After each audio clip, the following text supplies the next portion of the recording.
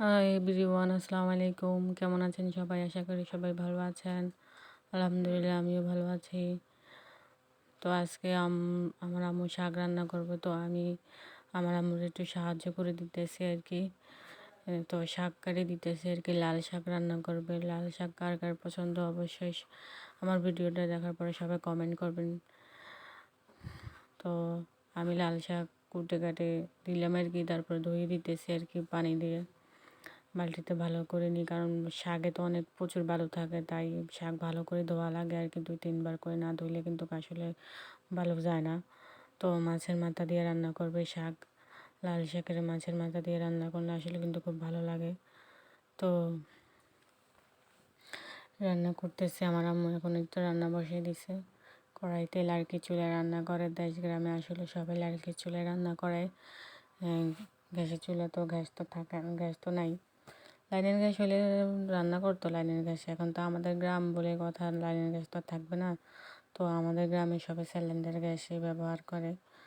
তো cylinder gas ধরেন এই শুধু সন্ধ্যাবেলা একটু নাস্তা টাস্তা হালকা পাতলা রাইতের কারণে আর কি লাগে আর কি।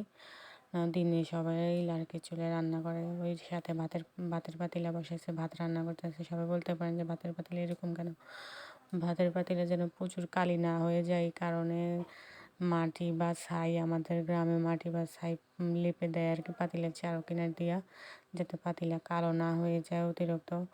আবার মাজলে তো আবার পাতিলা পরিষ্কার হয় না, এই কারণে আর কি, যেহেতু বেশি কালো হয়ে গেলে।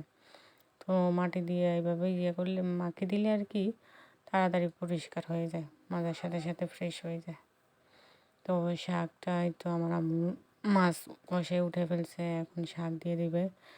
আসলে নতুন নতুন ভিডিও করলে যা হয় আর কি, নতুন নতুন চ্যানেল খুলছে, নতুন নতুন ভিডিও, সব কিছুই ভুলে যায়, সব কিছু পারফেক্ট মতো হয় না। এই ধরেন ভুলে যাওয়াটাই বেশি হয় আর কি। দেখেন লাস্টে পুরো ভিডিওটা দেখলে বুঝবেন আর কি যে কী ভুলটা হয়েছে। আসলে আমি ভিডিও করতে করতে পরে লাস্টে আমার আর মনে নেই পুরো ভিডিওটা যে কমপ্লিট করা লাগবে, বা রান্না শেষ হইলে আমার রান্না শেষে ভিডিওটা যে আমি এই ভিডিওটা করবো ওইটাই আমি ভুলে গেছি। আমার মাথা থেকে একদম চলেই গেছে যে লাস্টের ভিডিওটা তো আমি করিই নাই। আমার আম্মু ডালি করে নিয়ে আসছে।